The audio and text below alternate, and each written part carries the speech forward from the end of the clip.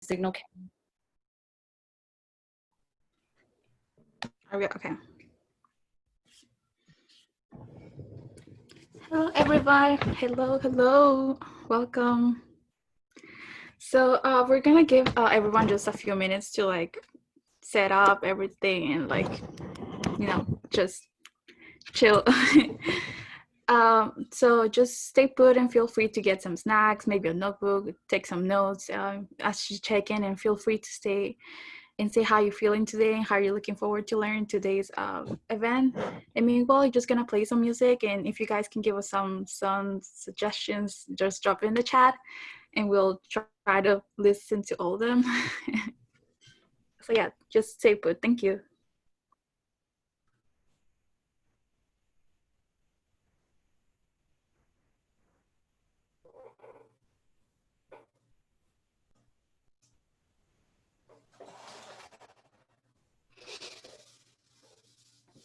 Awesome. And then Gabby's actually going to be taking some song requests. So drop some songs in the chat, or else she'll just be playing randomly.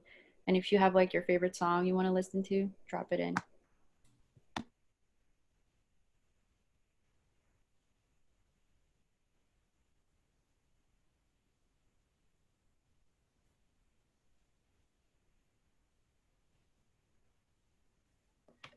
I've seen some songs. It says "Como la flor, yo viviré."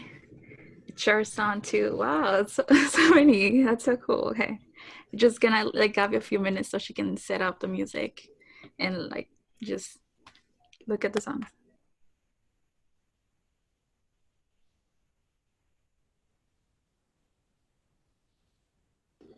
And again, to welcome to those who just joined. We will begin really shortly, and just feel free to type something you're looking for in today's event, and just let us know any song suggestions. Thank you.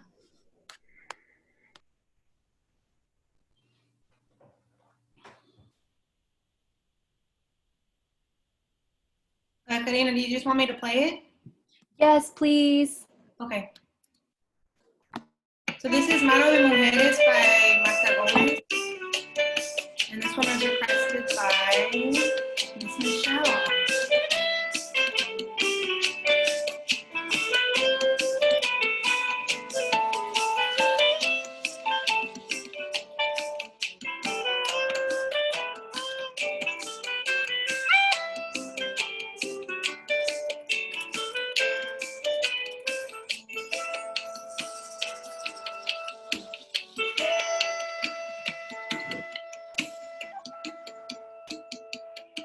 Mano fuerte va barriendo, pone leña en el fogón.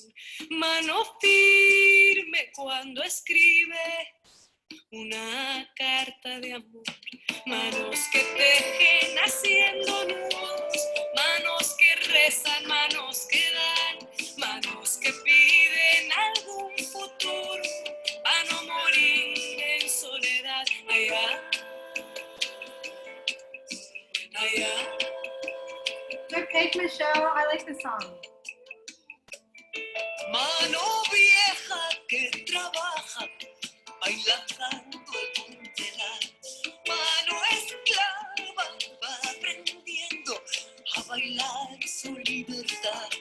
Manos que amasan, curtiendo el hambre con lo que la tierra les da. Manos que abrazan a la esperanza de algún hijo que se va allá.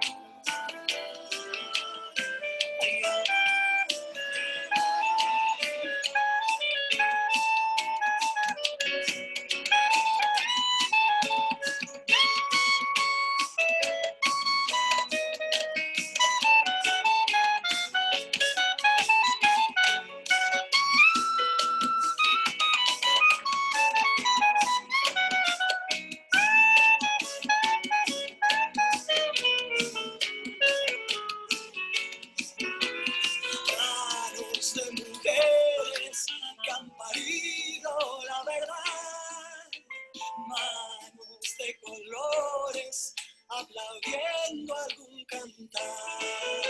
Manos de mujeres que han parido la verdad, manos de colores, aplaudiendo algún cantaraya.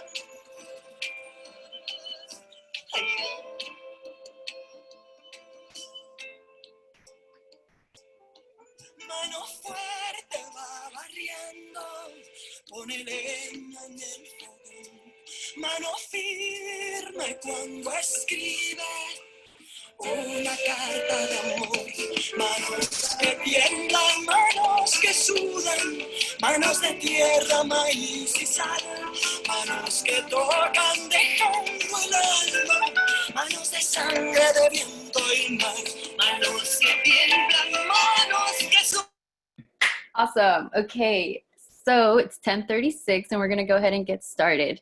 So hello, everyone. Welcome to the 6th Annual HEFAS Summit, where our goal is to empower students, build leaders, promote social justice, and advocate for higher education. My name is Karina Guzman. My pronouns are she, her, ella, and I am the Public Relations Coordinator at HEFAS, which stands for Higher Education for AB 540 students. And I am also a current De Anza student and will be one of your MCs for today. And now I will go ahead and pass it on to my partner MC. Oh, hello, everyone. Can you hear me? My name is Favianna Rodriguez. My pronouns are she, her, ella, and I'm a current student at De Anza College. And I'm also a member of HEFAS, and I will be your co-MC for today's event. So today we have our team present here with us. We have Abby, Gabby, Michelle, Miguel, Brenda, Hector, Harrington, Dulce, Sophia, Sabrina, Gabby, Rachel, and Angelica. And also, we would like to thank the Castellano Family Foundation and the ANSA DSB for the continuously funded program. And right now, Karina will tell you a little bit more about HEFAS. Yeah, so HEFAS is an undocumented resource center, and we're located at De Anza Community College, which is in Cupertino, California. Our vision is to give student parents, educators, and community members tools to help students with an undocumented status or AB 540 status reach higher education regardless of the barriers that may exist. We do this by providing many different resources. We also reduce financial stress and create a safe space for everybody. And I will go ahead and introduce the theme. Here, our theme is social solidarity. Immigrant workers and communities. We're super excited to have you guys all here attending and learning about the experiences of those who make it possible for us to be safe and healthy, and then learning how we can better support and advocate for immigrant and worker rights. Before we begin, I will have the opportunity to share a few words to acknowledge the land that we are on as a program. This is a small part of the statement prepared by Chingona Adriana Garcia. We are starting this event with land acknowledgement. We humbly do this event as guests in the territory of Ohlone Nation, among the original caretakers who love and respect the land. The families and children of the Muwekma Ohlone tribe of the San Francisco Bay Area continues as earth stewards to uplift this land, a beautiful legacy to follow in their steps. We stand in solidarity with them locally and stand in solidarity with Indigenous struggles internationally. Also, we would like to express our solidarity with Black communities who are in grief over the murders of African Americans across the country, especially the public lynching of George Floyd, the countless deaths of thousands of Black folks at the hands of the police. Today, Black leaders, youth, and elders are marching, protesting across the whole country, demanding justice and structural change that will bring to end the fundamental systemic racism embedded in the police state and justice system. HEFAS as a majority Latinx community must step up and do some more work to address anti-Blackness on the ANSA campus, within our community, our families, and ourselves. As HEFAS, we demand justice and commit to address internal racism, raising the voices of Black students, refocusing our services and resources to be actively exclusive of the Black community. And we're organized in solidarity with the Black community to bring about change in the ANSA and the Bay Area. Of lives don't matter until Black lives matter. Also in the chat, we're just gonna put some links, so including resources and information, how can you help and in any way that you can. Also, we'd like to bring awareness to the movement as well as the official statement from the International Immigrants Alliance. Also, we would like especially to bring awareness to the Undoku Black Network, the advocates for the Black community, and uplift its stories to have truly inclusive immigrants' rights and racial justice.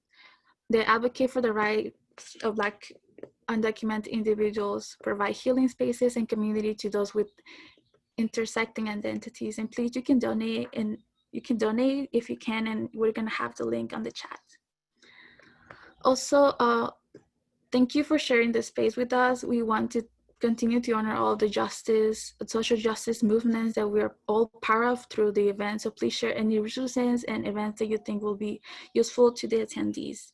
And now I would like to introduce Abby Pavon, who will speak about how can you enter the raffle. Hello, everybody. My name is Abby Pavone, and I will be handling the food and raffling.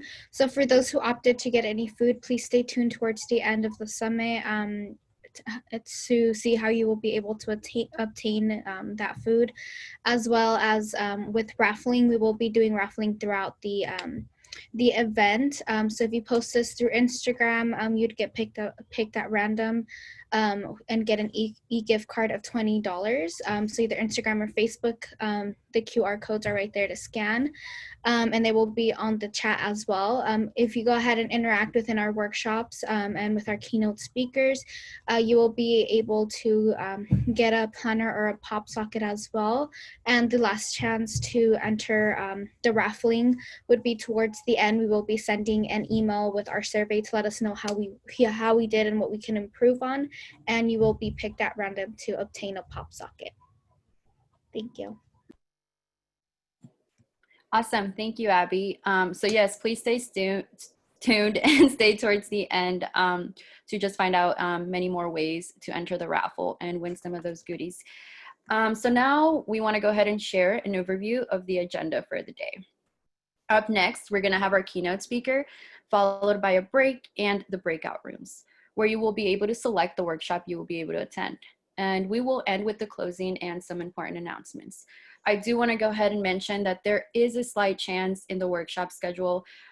So our workshop 1 is the same, the Undocu Healing with Sheila Ramos. However, our workshop number 2 has changed. So with My East, it's going to be postponed for Sunday. So please do come back, and we hope to see you on Sunday. And instead, we're going to have community conversations, uplifting our voices with Kenny Solorio and Angelica Esquivel.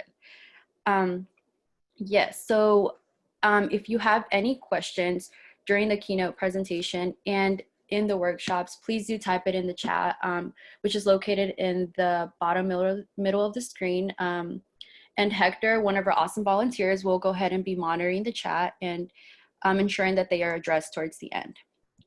And before we move on, we would like to, before we move on, we would like to hear about what you are looking forward to. So please do add it in the chat, and we'll go ahead and take a look at those. And feel free to type whatever you want in the chat whenever you want to. And so I have the honor to introduce Favianna Rodriguez. So Favianna Rodriguez is an interdisciplinary artist, cultural strategist, and social activist based in Oakland, California. Her art and praxis addresses migration, gender justice, climate change, racial equity, and sexual freedom. Her practice boldly reshapes the myths, stories, and cultural practices of the present, while healing from the wounds of the past. Favianna's projects include Ben & Jerry's Peek and Resist, 2 large-scale public art commissions with the city of San Francisco, a partnership with Jill Soloway to create 5050by2020.com, and an upcoming storytelling initiative at the US-Mexico border. Her work serves as a record of her human experiences as a woman of color, embracing joy, sexual pleasure, and personal transformation through psychedelics as an antidote to the lifelong impacts of systematic racism. Her signature mark making embodies the perspective of a first-generation American Latinx artist with Afro-Latinx roots who grew up in Oakland, California, during the birth of hip-hop and the crack cocaine epidemic. So now we want to have people go ahead and comment anything that you guys are looking forward in the chat, and we'll go ahead and read those off.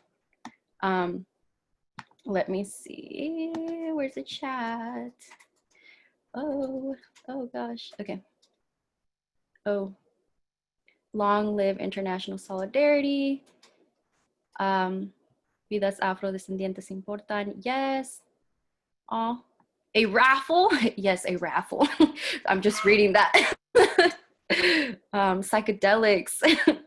I just learned about Favianna's art. I'm really excited to hear her speak. Yeah, I'm also really excited too. Awesome, she sounds hella dope. Anything else? What are you guys looking forward to? Like, is there anything specific, like, or you just like, oh, I don't know, I just want to pop in and check it out. And also, if you don't want to comment that, you can go ahead. Would love, there's actually a few comments. Would love to learn more about how to better advocate and ally to my DACA students and community as a higher education educator, from Gloria Diaz. That's awesome. That's very inspirational. Many of us like do want to do that as well. So this will be informative and just really inspirational for all of us. And also drop where you're from. Like, I know we have some LA folks here. So like, where y'all at? In San Jose, wherever you're from. Crying is healing for reals. East Side San Jose. East Side? LA from Washington, D.C. Pacifica, Thousand Oaks, Escondido, East Bay, Santa Cruz, Cupertino. Whoa! From everywhere. Milpitas, Morgan Hill, Baltimore, Campbell. Oh my gosh. Morgan Hill, Califas, Washington, D.C. Oh my gosh, this is awesome. This is so exciting.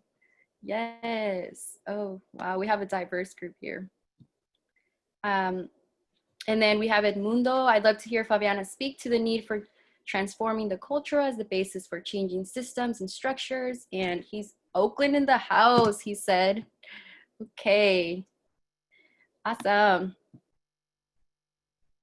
And then just a quick reminder, remember to post your questions throughout the time the keynote is speaking, so you don't have to wait towards the end. Our volunteer will go ahead and keep track of those.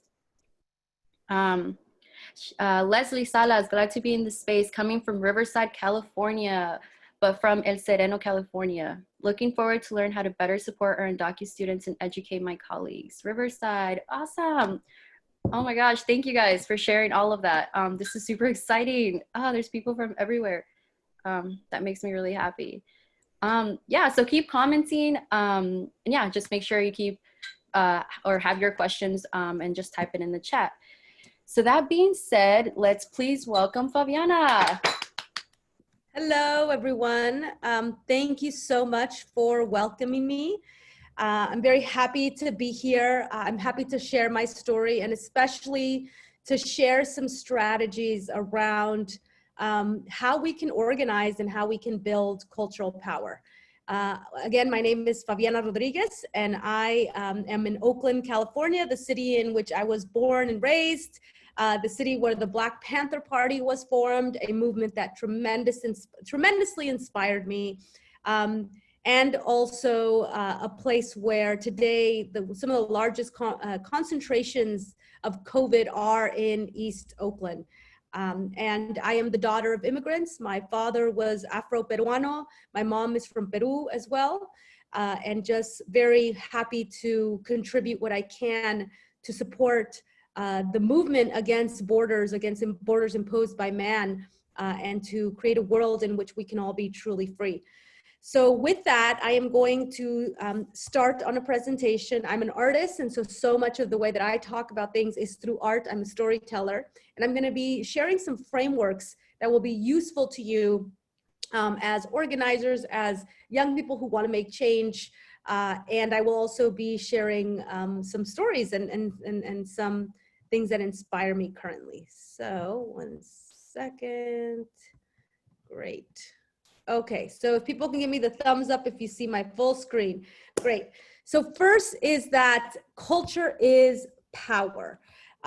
Culture is what we experience in our imaginations every day, right? Culture surrounds us all the time. It shapes our conception of ourselves and our conception of the world around us. And so much of culture is what our families have told us, the stories they have told us, the stories of our communities, the stories of where we grew up, and especially the stories of the country that we are in, and the things that we see around us in television and music. And when I learned that culture was very powerful, because I grew up in the 80s, and it was my home, Oakland, was experiencing the crack cocaine epidemic. And this is when the government actually brought drugs into the communities, right? It was Ronald Reagan was the president at the time. And East Oakland, I mean, nobody wanted to come to Oakland. Oakland was one of the homicide capitals in the country. Today, it is one of the most expensive places to live in as a result of gentrification. But back then, it was a place where a lot of immigrants and Black people lived.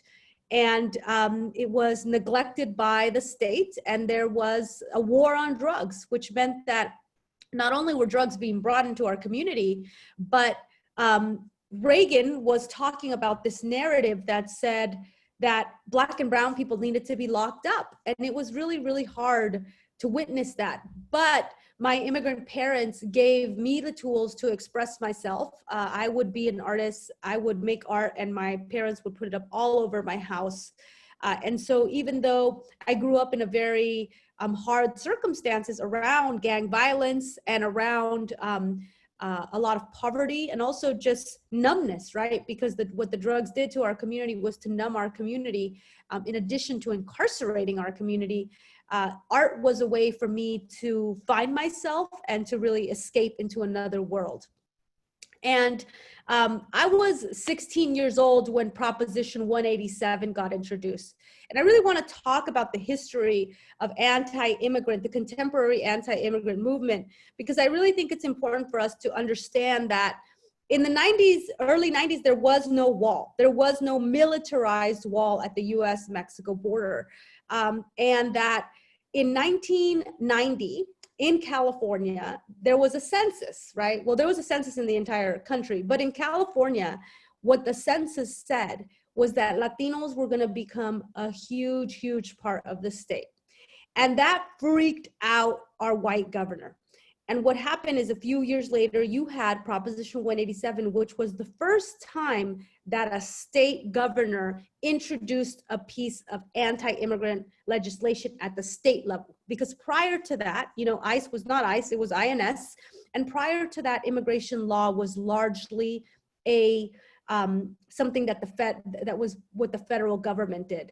And Proposition 187 was like really, really awful and bad. I mean, it was even like, it would be hard if you were undocumented to go to school. There was just like a very awful and atrocious law. And it passed, it overwhelmingly passed. And for me, as a young Latina, I was 16, and that's when I got involved in hitting the streets and in protesting and in walking out my school. I actually walked out my school, San Leandro High School, and started the first Latino Unity Club, precisely to help have conversations and build youth power. And something else happened that year, 1994, which was that NAFTA was signed. And this is also a critical part of history, because it was when Clinton at the time said that the borders would be open between Canada, US, and Mexico, and that capital would freely flow. What happens when money flows? Workers flow, right? But that year, they began the militarization of the US-Mexico border. And this was a big contradiction to me, because I was like, how are these, you know, white leaders getting on TV and saying that the borders are going to be open, and yet we are beginning to force people to not be able to leave their countries? And you know what ended up happening there is you had the resulting you had migration numbers go up, and you also had a lot of Mexican farmers lose their ability to sustain themselves because the United States just came in and dominated and created things like maquiladoras. And so for me, what I realized then is that the people who tell the story and who create a narrative, right? In this case, the narrative of the wall, right? This idea that somehow, we have to keep ourselves safe and separate, and that these people who are crossing are wrong. That is a narrative, right? That's a story, a constructed story. And what happened? Policies followed. And that taught me that culture is power, that we actually need to tell good stories, because these stories inform politics.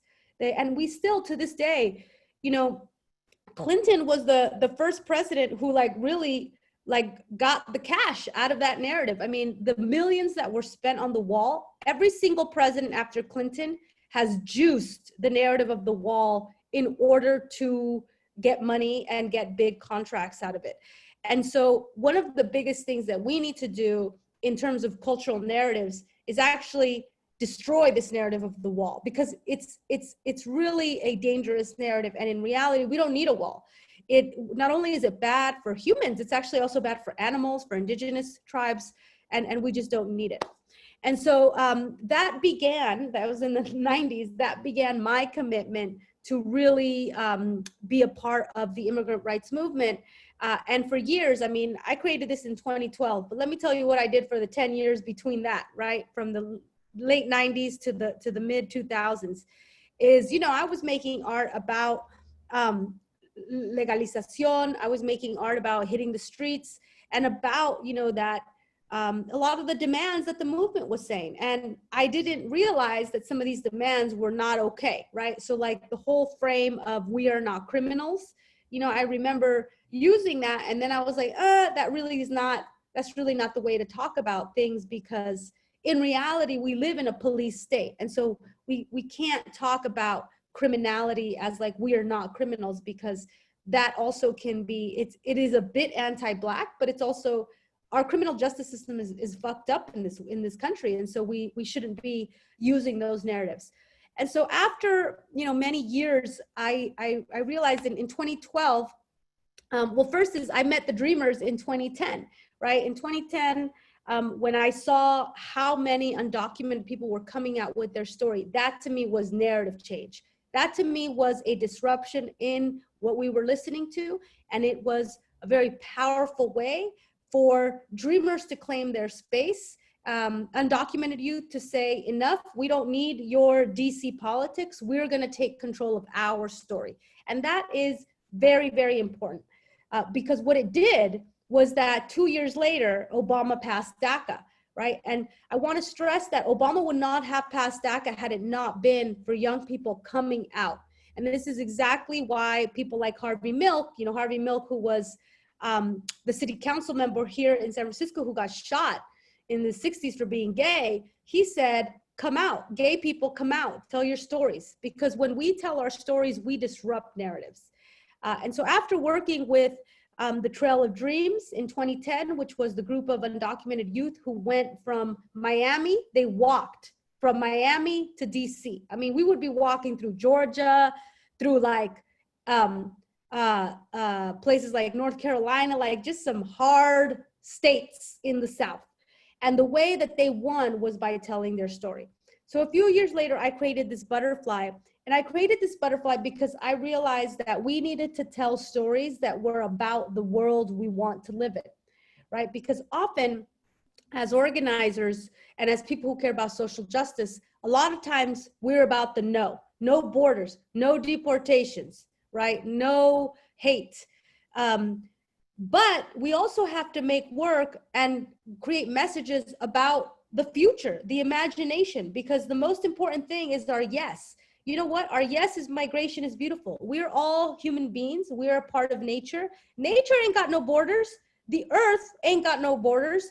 Butterflies, salmon, whales, they are part of nature. They don't respect borders. And we as human beings are connected to nature. Nature is stronger than any white man's law, because these laws are constructs, y'all. These laws, remember that, for many of us, if you are Latinx, You are the descendant of indigenous and African people, okay? And our people did not have borders. And these borders are almost 400 years old maybe, but they're constructs. They're actually artificial little lines that people say you can't cross. And so part of art is that we have to open up our minds. We have to tell people, yo, the earth doesn't have borders like these. These are actually constructed in order to maintain a social order that benefits the few. That's what colonization did. It benefited the few, and it brainwashed us into thinking that we have to follow these laws. These laws were not made for us. So I created this art in order to say, look, y'all, expand your imagination. We are part of nature, and ultimately the earth is on our side. We have all migrated. Like, you know what I mean? You migrated from the Bering Strait. Every single human being has migrated. It is what we do, just like it is what nature does. And so part of what I want to do in my work is remind people of that, because I think we get caught up in our political reality, and we forget that our political reality, all it is a set of stories and myths that are being used to govern. And we can create another set of stories and myths, but that is the work we have to do. It is our work of our lifetime, frankly. And, you know, I love to see right now how the Black Lives Matter movement is rising up, because, you know, my mentors were part of the civil rights movement, and I recognize change takes 50 to 100 years, y'all. It takes it, and right now, you know what is powerful is that people can no longer look away. I mean, you got these corporations who are posting their little fake, you know, statements, and they're changing their screen to black because they have to. They are forced to have a conversation, and that is the power of culture. It is the power of organizing, but it also means we have arrived at a cultural shift, and people, especially white people, can no longer just hang out and be on the sidelines. So here I'm showing the wave here, and this to me is a metaphor about what culture is, right? And it is that culture is the ocean in which we swim in, and you could throw a rock in the water and you will create a ripple. Colin Kaepernick was a ripple, right? Colin Kaepernick, you see how they would tell him like how awful he was, and now look at them. Like, I saw this statement from the NFL and I was like, sit down, guys. Like, you guys, you know, Colin Kaepernick did one action, and sometimes it just takes one person to do one action. This is why it was so important for somebody like Jose Antonio Vargas to come out, right? Because we were like, yo, where are the Asians at, right? It was a lot of brown faces, but where were the Asians in this? And so when people share their stories, they help create the momentum of change. Another thing I want, and I was talking about this earlier, but that truly we have to understand what worldview is. I'm going to take a moment to explain this, because worldview is really what we should be talking about. So currently, first of all, this image was taken 51 years ago in 1969. Before that, we did not have an image of Earth. This image changed people's mind. It blew people's mind. They were like, whoa, that's our home. That's where we live. And it was because people went to the moon in 1969. Before that, we did not know that Earth looked like this. What happened a year later? Earth Day was born, 1970, Earth Day. And what happened in 1970? 20 million people hit the streets, and they were like, yo, Earth Day, we're gonna fight for Earth. And the creation of the Environmental Protection Agency. And not just that, like 20 other laws were made, right? Endangered Species Act, etc. Why? Because we were engaging in a cultural moment of saying, this is our home and don't mess with our home, right? That was 50 years ago, y'all. Earth Day was created 50 years ago. But I'm gonna talk to you about worldview for a second. So worldview is basically a set of values and perspective that guides how you move in the world. And the worldview of today that we all live in, and it's a global worldview, is one of domination and extraction. And I'll just tell you why. Because look, the wealth inequality that exists in this world is it doesn't have to be this way, right? How does this world operate? It operates through war. It operates through the maintenance of borders and the suppression of most people. And COVID-19 is actually revealing that. So what COVID-19 is doing is it's actually revealing that capitalism is really, really fucked up, y'all. I mean, our world, just look at our country, but look at the superpowers. They can't even take care of their sick people. And you know why it is? Is because 2% of all of the money in this world is 98% of the wealth in this world is kept by 2% of the people. Wealth inequality is extreme, right?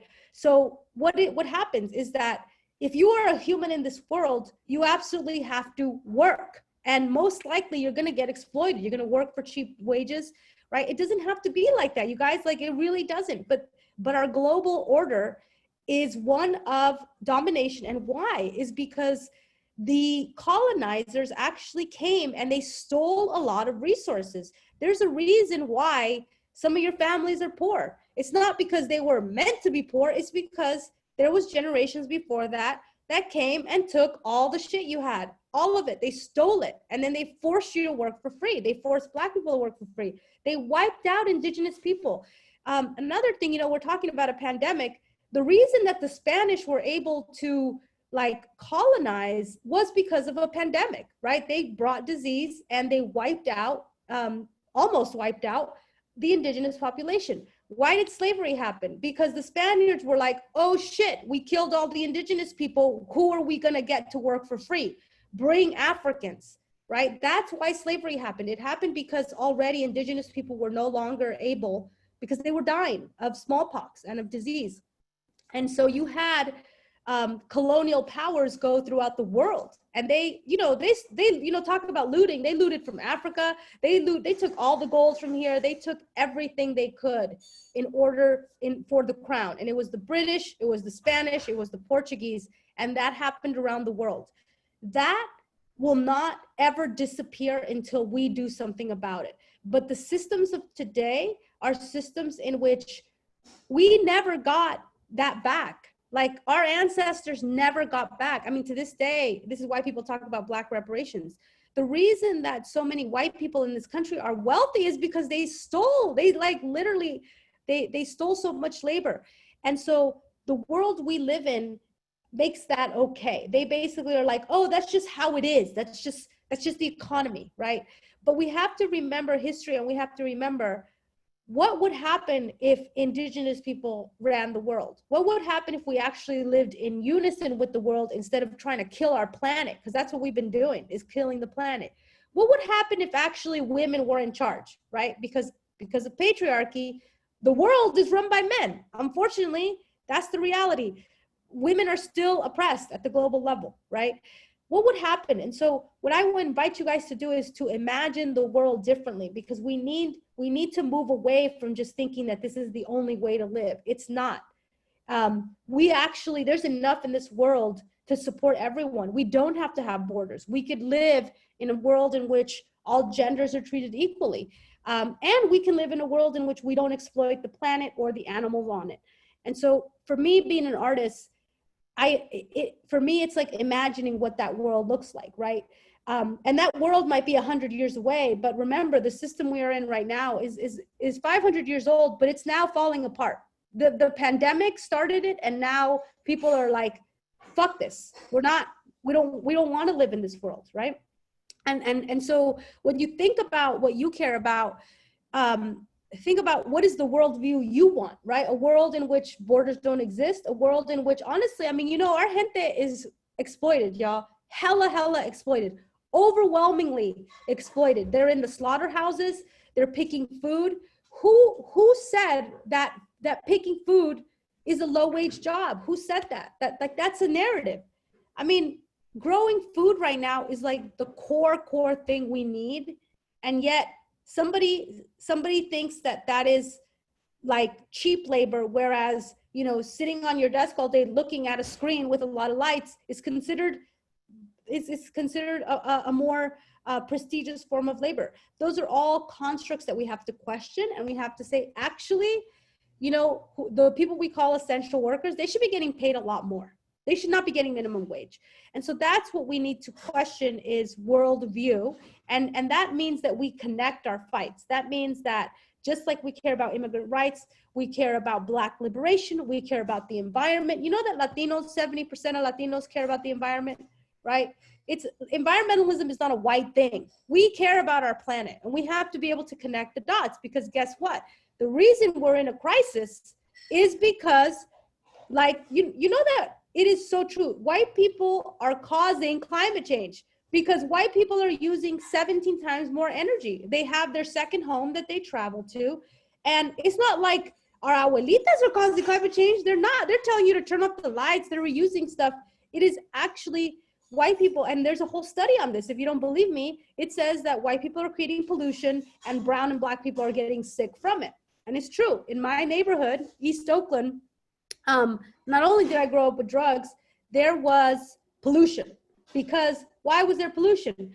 Because the freeway, the 880 that runs by my house, and some of you probably might live by freeways. You know, why do you think Boyle Heights is by a freeway, right?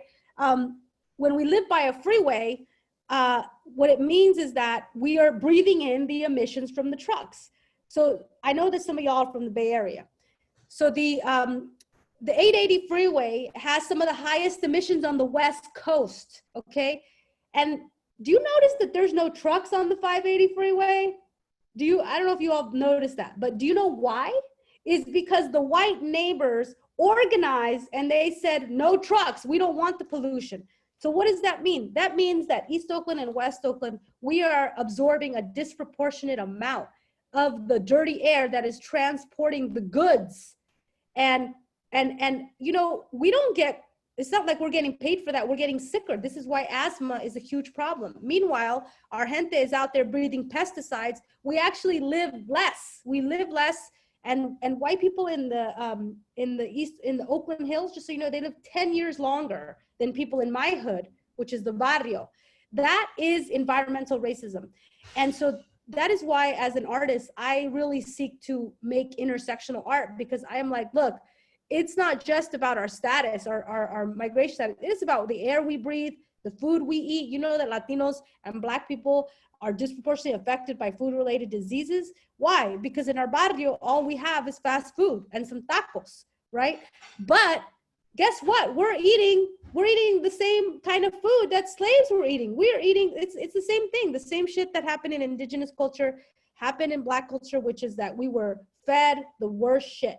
And as a result, we have developed diseases like diabetes and heart disease, because in our community, you know, it's not like we got hella farmers markets, right? I still live in a community in which, you know, I got McDonald's, Wendy's, Burger King, all that. And I actually have to go to the next city, usually to get like organic, clean food. So I'm gonna move on to the next slide and this is like culture, politics, economics. So any kind of social change happens in these three realms, right?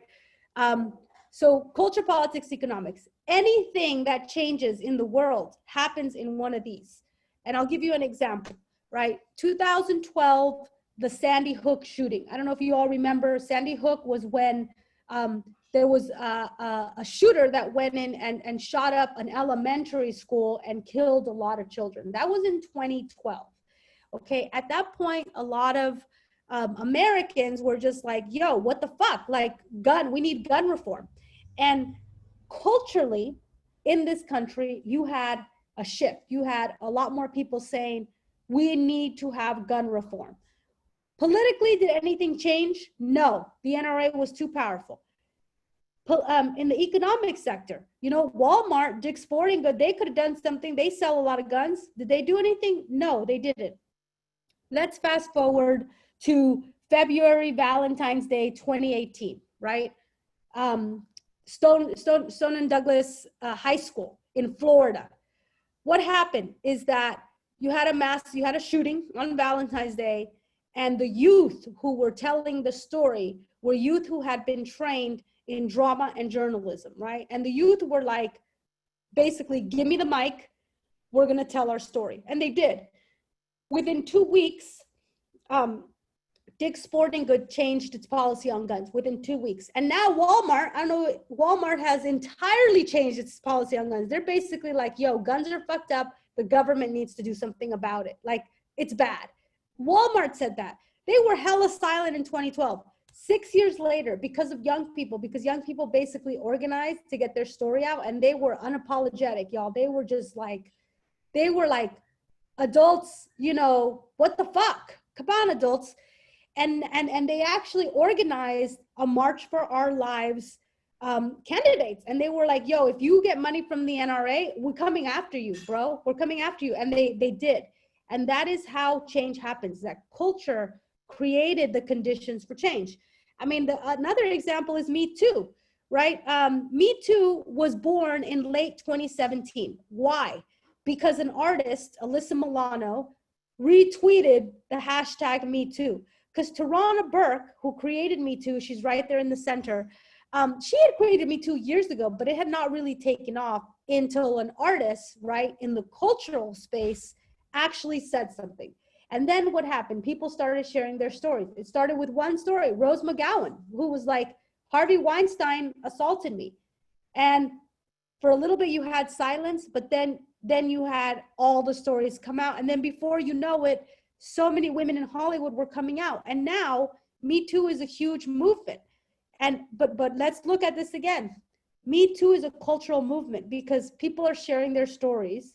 However, in politics, right?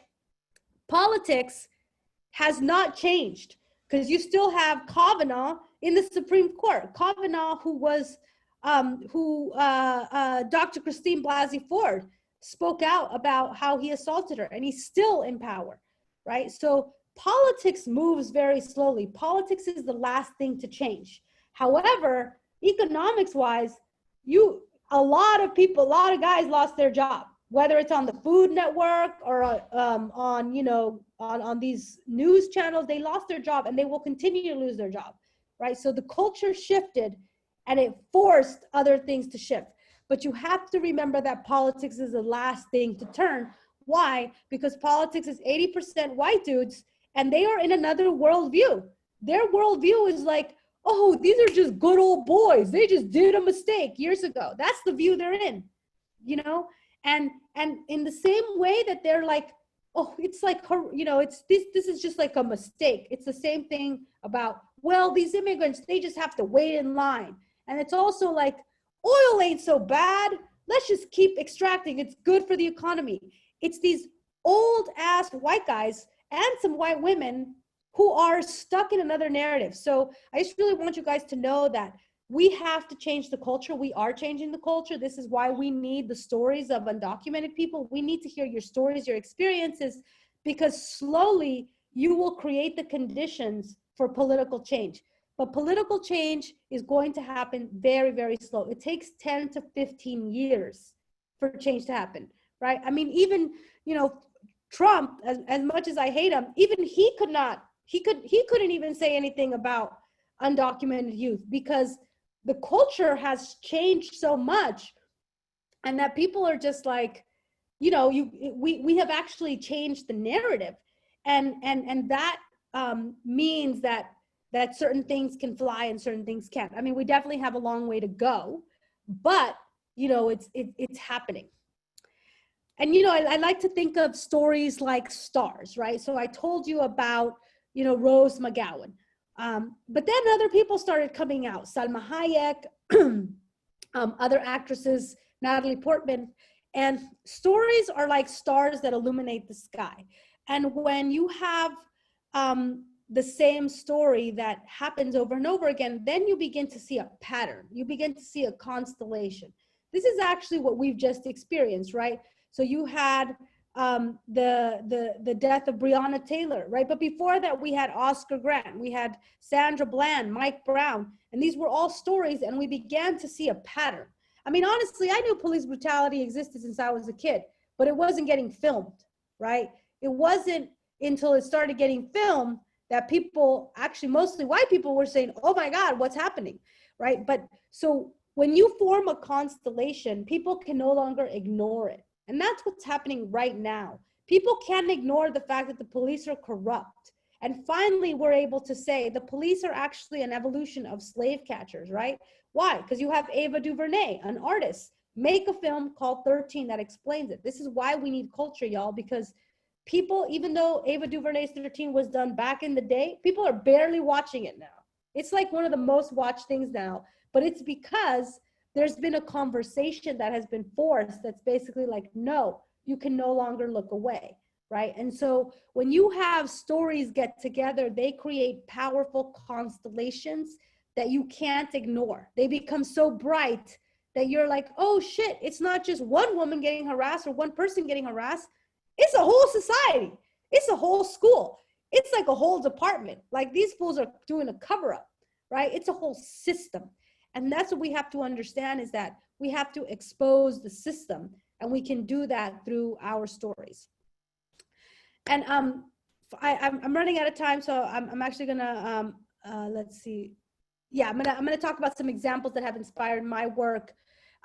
So first is, you know, I grew up and I would always see artists doing amazing things. I grew up and I would hear about artists who were against apartheid, right? So back in the day, you know, there was artists like Africa Bambaataa, Ray Barreto, I don't know if y'all know who that is, that's salsero, the Fat Boys, Herbie Hancock, and they all organized against apartheid, because apartheid was a system in South Africa that really made it so that white people were superior in South Africa. I mean, it might sound unbelievable, but it really happened.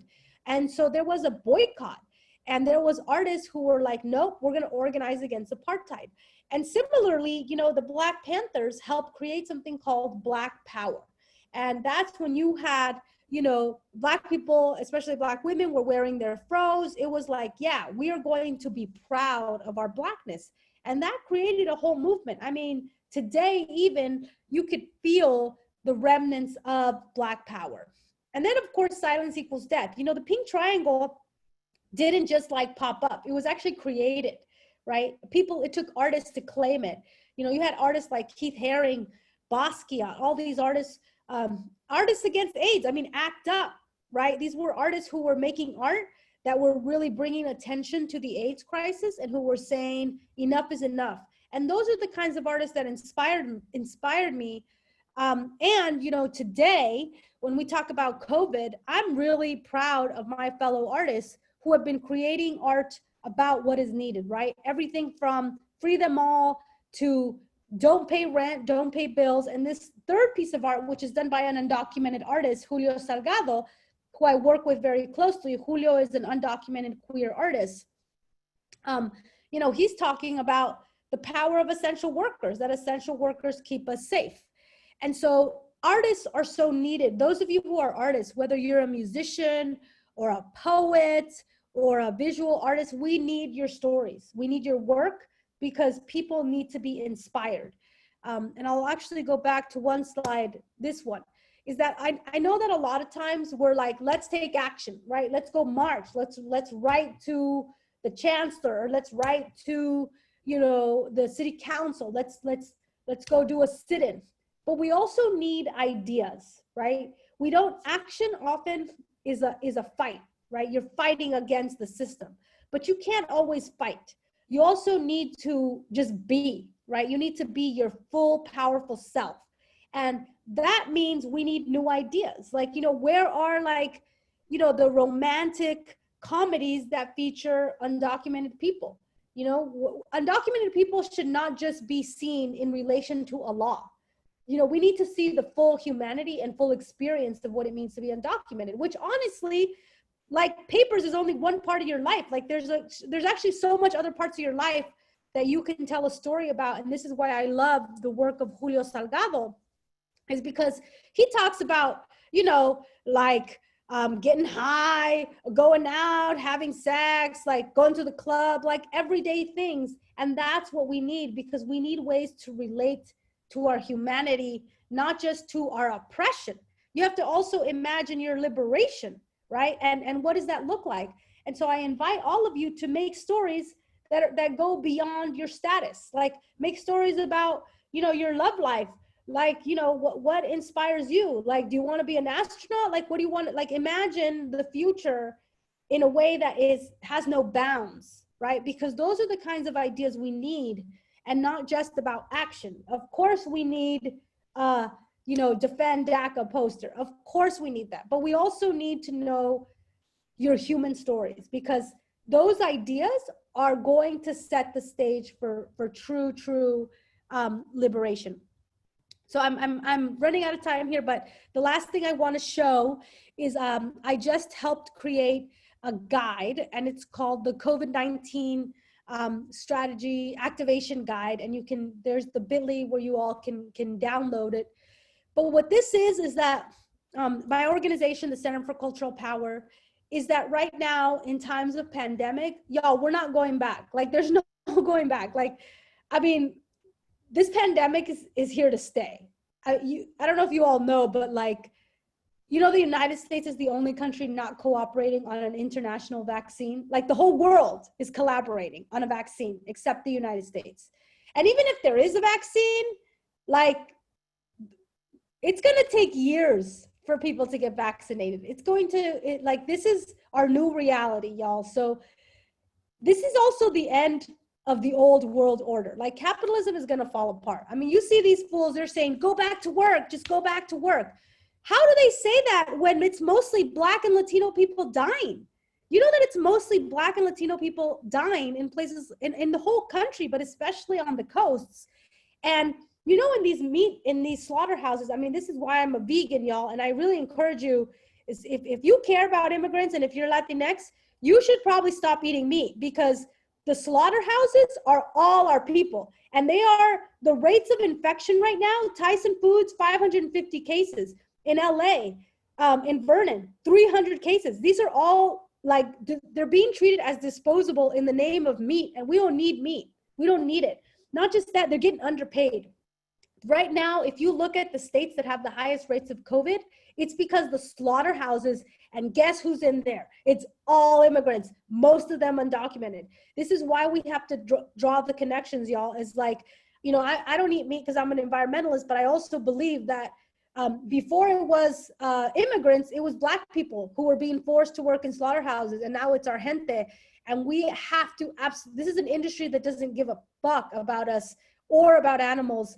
And so this is the moment when we have to say, hey, meat industry, you can't treat workers like this. You got to protect them. You have to protect them. And so I do not believe we are going to go back. I mean, think about it. In some places, schools are not even going back till the end of the year. So these are the perfect conditions for a real revolution.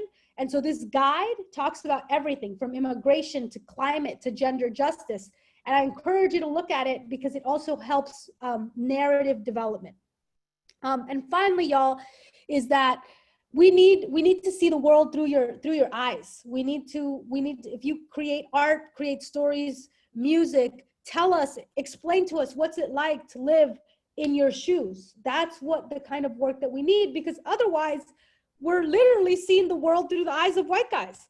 I mean, you know that Hollywood is 96, the film directors in Hollywood, 96% of them are white. We are seeing a lot of the movies you see are through the lens of a white guy. So we need to see your stories, learn how to make your movies, read your own book. I'm learning how to write screenplays with a basic book that I ordered, right? You don't need to go to school. You have the tools. I mean, look at people's like Dreamers Adrift, right? Or undocumented filmmakers, like they exist. Just contact them, figure out how to make your own content, starting with your social media.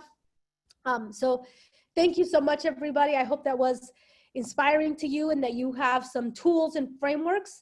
And this is where you can find me on Instagram.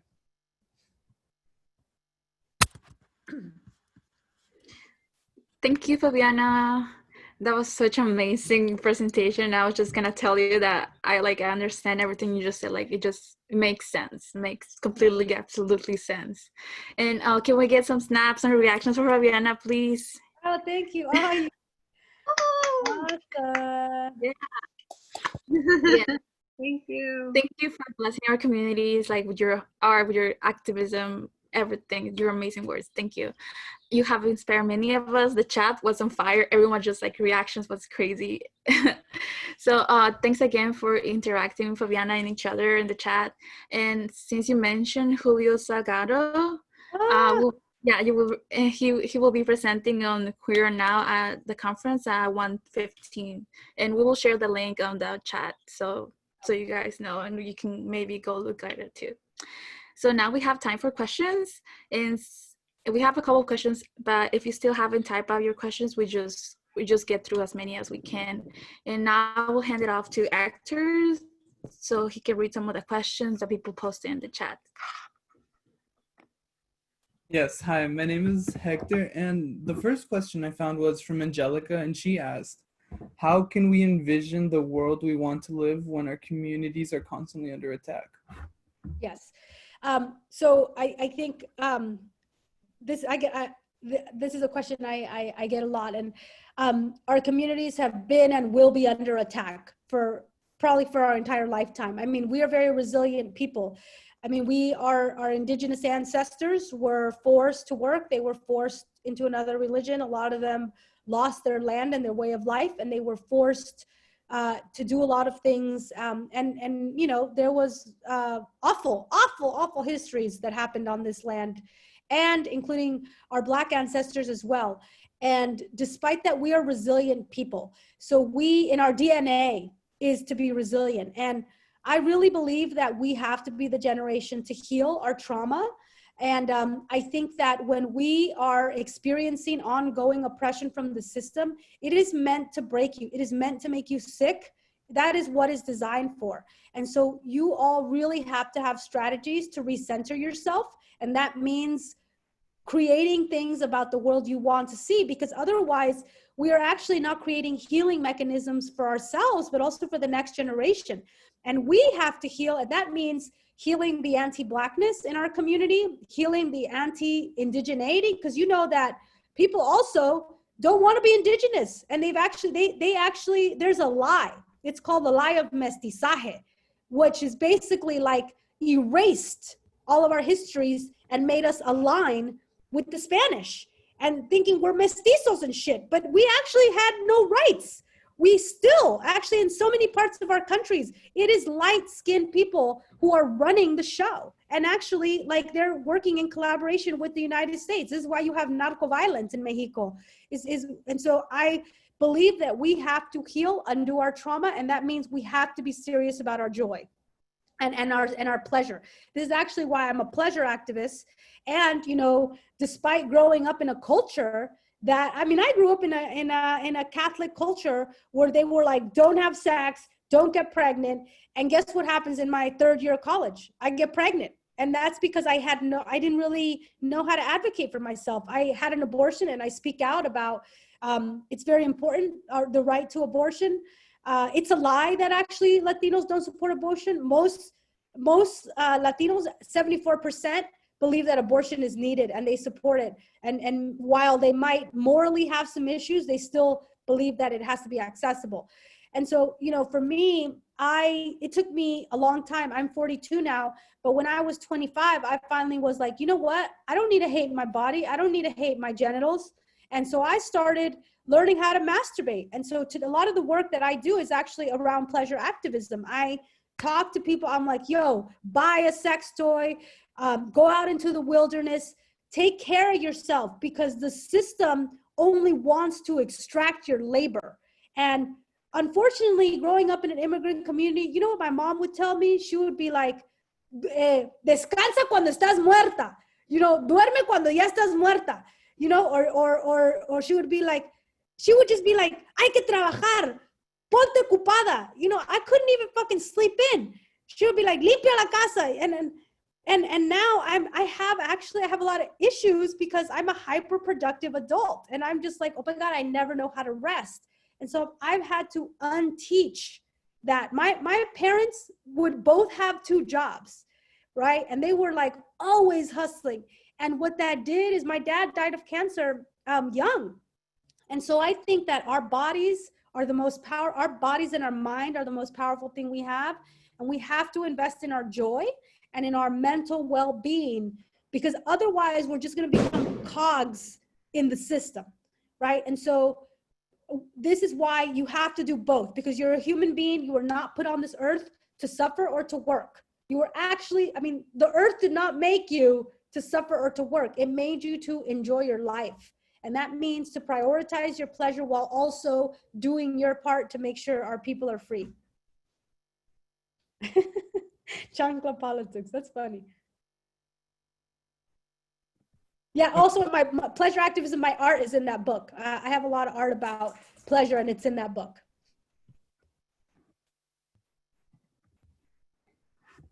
Okay, I'll be going on to the next question from Isabella. She says, how can we vote for change when our presidential candidates are two old white men?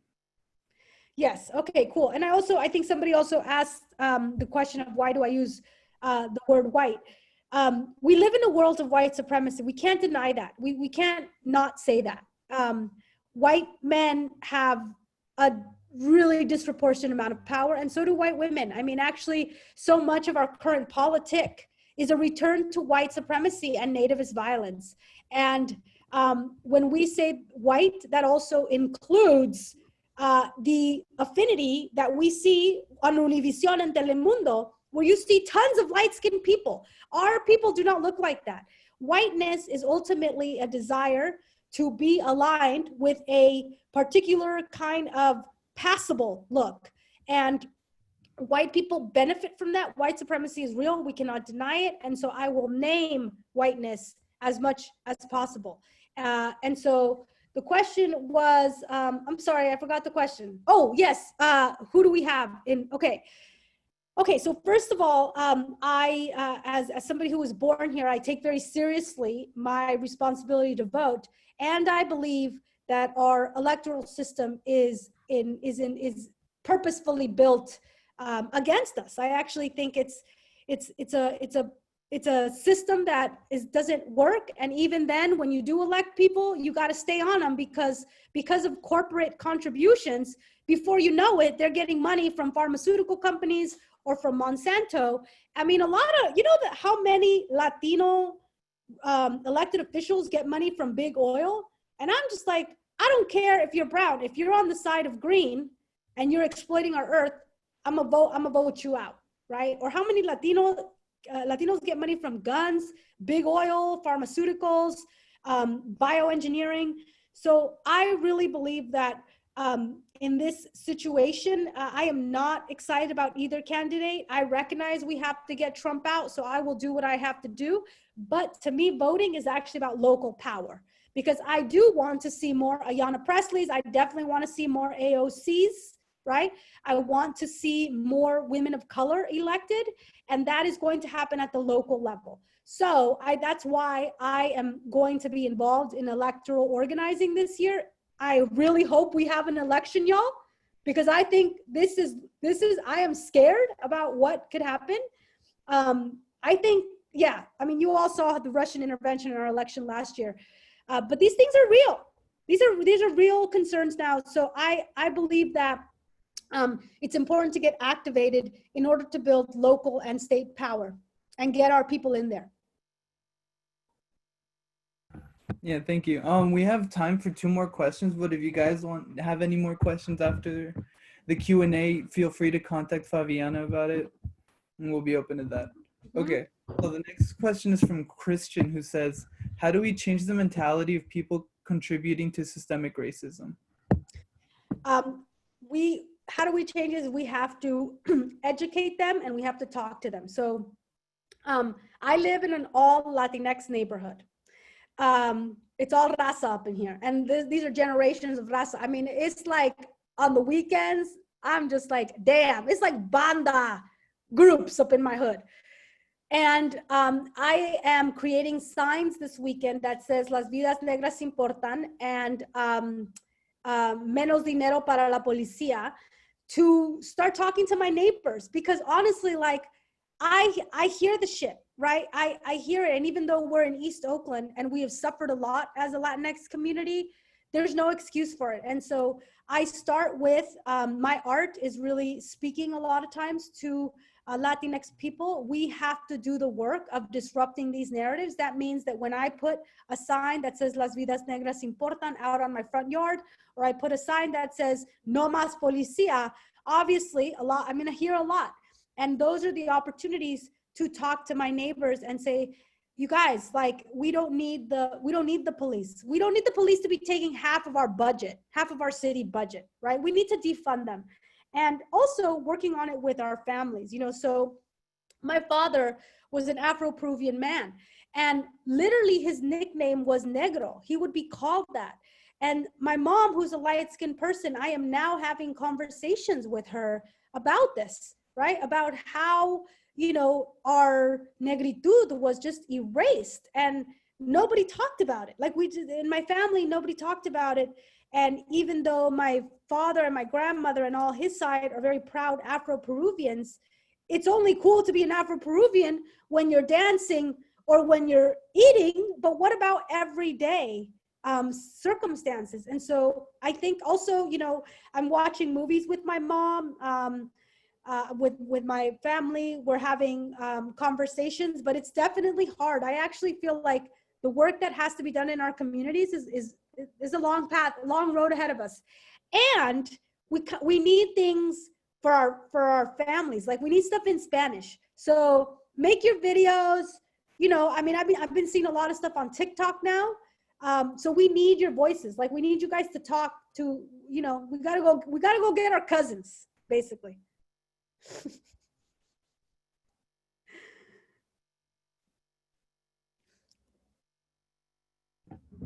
Okay, last question is, what keeps you inspired to keep creating beautiful art? Great. What keeps me inspired is that I really feel like I have a lot of power. And I feel that I have a gift. And so I really want to create. And I'm going to tell you something, which is that, you know, I'm 42 now, and I know that I am approaching the midpoint of my life. And I have to tell you, like, when you make something, that's something, if you continue to do art, it is going to live beyond you. Like when I have Frida's work in my house, I mean, I have, you know, I listen to Selena. I like, you know, I was mentored by a lot of Latinas. I have so much art by Latinas who are now gone. And I think to myself, like, wow, their legacy lives on. And I want to have a legacy that lives on. I want to have like the Favianna Foundation. I want to be supporting Latino artists beyond. I want to have a museum. And so I am inspired to do things for the future. And I honestly, like, I mean, when I was growing up and I was like a little kid, and I didn't even know who Frida was till I was 16, y'all. Like I would be in school and my teachers would be like, you're such a good artist, Favianna. Like, read Picasso. Here's Picasso and Rembrandt and Matisse. And these were all white guys. And when I was 16 and I learned about Frida, I was like, oh my God, I like literally lost my mind. I went through the Frida craze, right? We all probably go through that.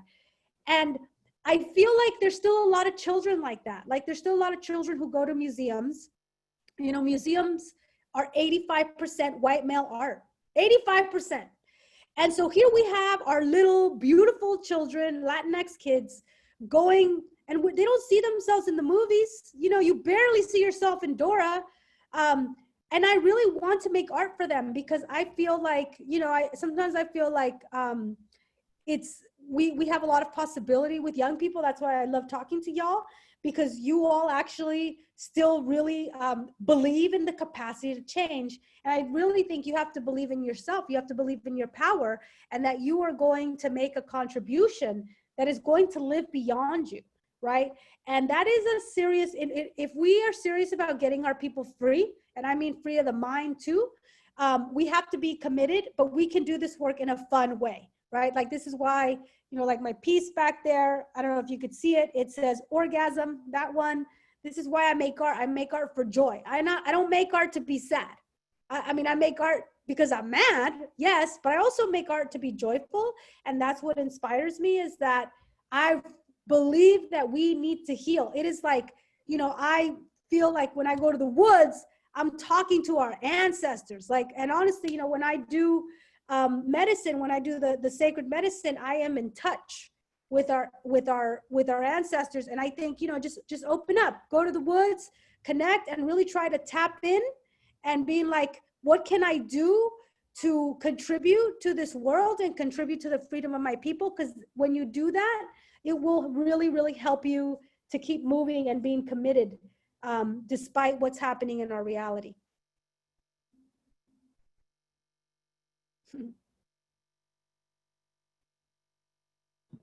Awesome. So yeah, if you, I know there are more questions, but we have to keep up with the time. So just stick around and check the chat. Favianna's contact info will be dropped, and you'll have more time to ask her questions. So thank you, Favianna, so much. I hope everyone enjoyed the questions and got their answers. Their questions answered. If you did not get them answered, like I said, it will be dropped in the chat. I also want to give a quick shout out to Michelle. She's been doing real-time captioning in Spanish, like right now, like she's doing it. Like, thank you, Michelle. You're the best. And Great. so now, thank you, everyone. I'll see you later. Thank you, Favianna. Thank you. Shout out. Thank you, Favianna. Oh, she's so sweet. And before we have a break, so please take the time to choose the workshop that you would like to attend, and both workshops are happening at the same time. So please do choose one. And the way to do this again is to rename yourself with the number 1. Some of us already have it, so if you need an example, please look at somebody else's screen. And either with the number 1 is going to be the Undocu Healing Experience, Mental Health in the Time of Corona, and our presenter is Sheila Ramos. In this workshop, led by co-founder of HEFAS, who we are, Sheila Ramos will reflect on how our current global pandemic affect the mental health of the undocumented community and how we find meaning, motivation, and space for self-patience, self-reflection, and self-healing. And the second one is going to be community conversation. And that's going to be uplifting our voices. And the presenters are going to be Kenny Solorio and Angelica Esquivel. In this community conversation, they will be using the medicine wheel to provide a safe space to share your sentiments regarding the Black Lives Matter movement that's currently happening, and the DACA decisions, and how we can uplift the voices of those that are being directly impacted right now. So again, please go ahead and rename yourself next to your name with the number 1 and number 2, whichever one you would like to join. And you'll go ahead and be put into the breakout room very shortly. If you're having trouble with any of this, go ahead and unmute yourself or put it in the chat. So before we actually do get started, we want to have a 5-minute break. And feel free to get up right now, stretch or do anything you want, and do please be back at 11:50. And at this moment, Gabby's going to go ahead and put some put some music for you guys. So feel free to drop some songs that you guys want to listen to. If you didn't get to hear your song earlier, this is the moment. This is the time. This is the time. The time is now. Okay. Cafecito time. Yes. Que viva HEFAS. Yay. Que viva todos nosotros. Thank you guys. Okay, break time. Go do what you got to do. And be back. Hello, I'm late. I was late. Can someone put me in group 2? Yes. Who's that? Dean. Your name? Dean. D-E-A-N. D-A-N. Okay. Yeah, you see me, right? Dean. Yeah, we got you. Awesome. Kenny's got you there. Awesome. Thank you. Yeah. So if you're just coming in, go ahead and rename yourself, or if you're having trouble or you're not sure like what's happening, go ahead and unmute yourself. Awesome. So go ahead, Gabby, and catch you guys in a little bit.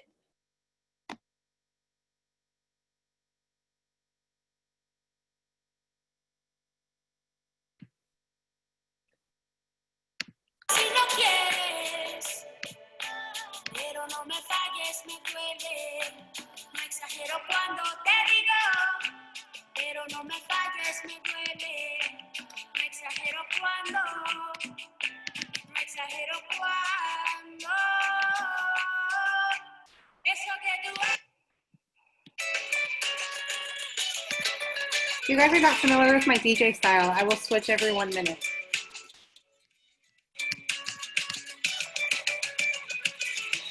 Mi mundo dio vueltas cuando mi madre dijo que pa'l norte me voy.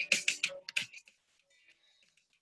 no quería, sabía que yo iba a estar bien donde estoy. Ella me decía que era para nuestra decisión. Y yo ni siquiera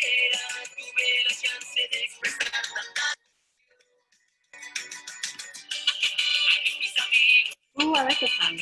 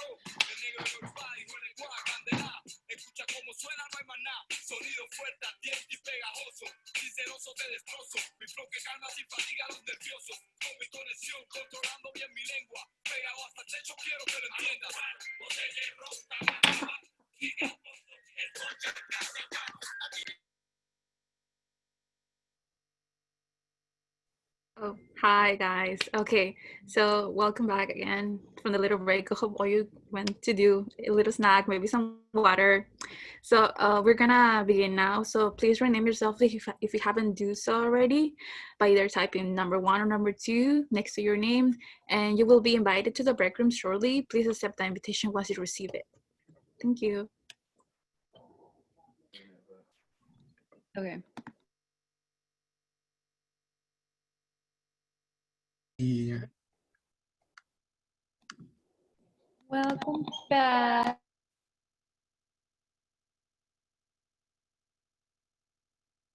All right. I think everyone is pretty much back in. Yeah, I think we can go ahead and move along.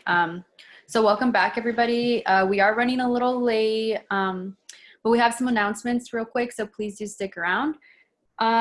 I hope you guys enjoyed the workshops and learned something new. Alrighty, so yeah, so then now I'm going to go ahead and pass it on to Abby, and she's going to go ahead and announce the winners for the raffle. Hello, everybody.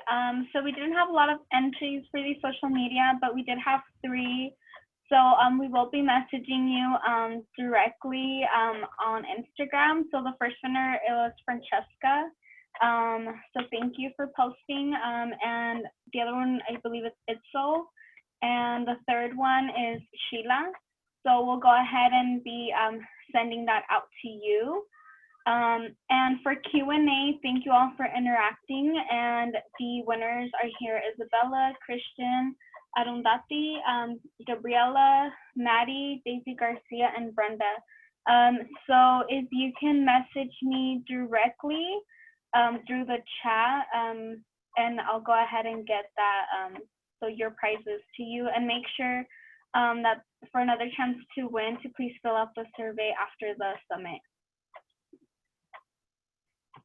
Thank you.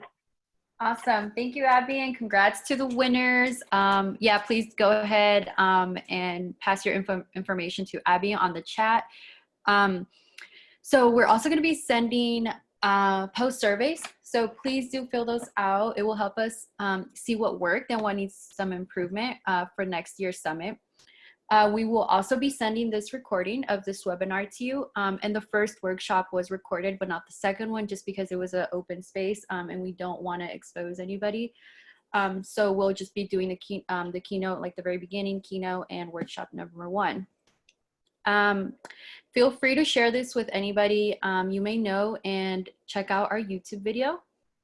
And finally, if you're in the surrounding area, like in the Bay Area, and selected to receive a meal, you will also receive an email with instructions for that and how to receive it. And so now I'm gonna go ahead and pass it on to Myra, and she's gonna be closing off the event today. And remember to join us this Sunday. We're gonna have 4 workshops, and we have Dr. Ann Lopez as our keynote speaker, so you do not wanna miss that. Awesome. Thank you, Karina. So yeah, we really appreciate your time. Like, we're really happy.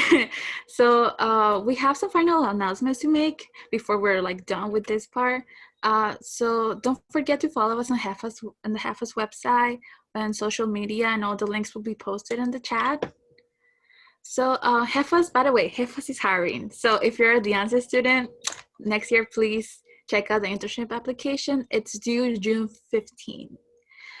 Please share on your social media platforms.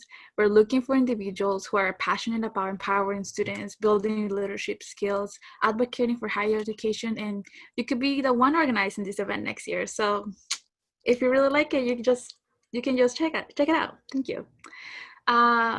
So we also be putting the links on the chat as well, so you can guys go check it out. We also want to talk to you guys about the conference Queer Now. It's a conference that's the Jean Mueller Resources Room for Women, Gender, and Sexuality hosts every year. And it's actually happening right now. So if you want to join in after this event, you'll be able to hear from like great speakers.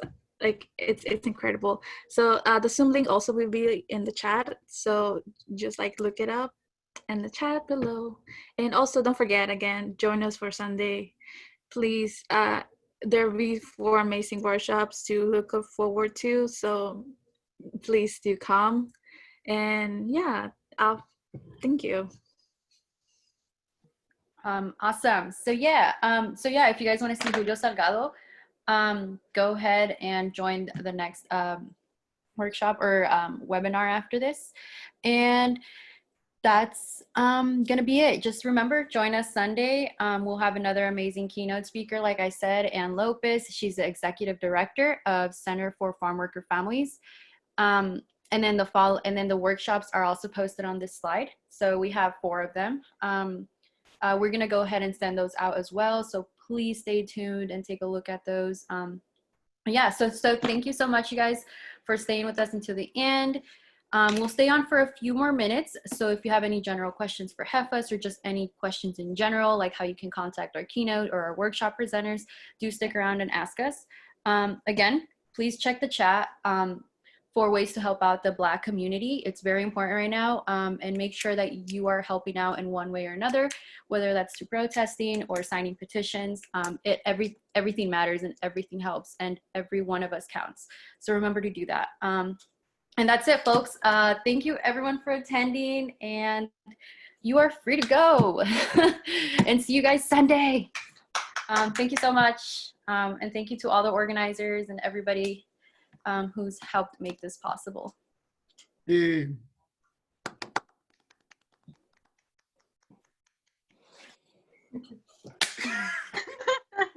I was like, what's that? Yay, thank you so much. Yay. Take it back, give me a 6 pack. Okay.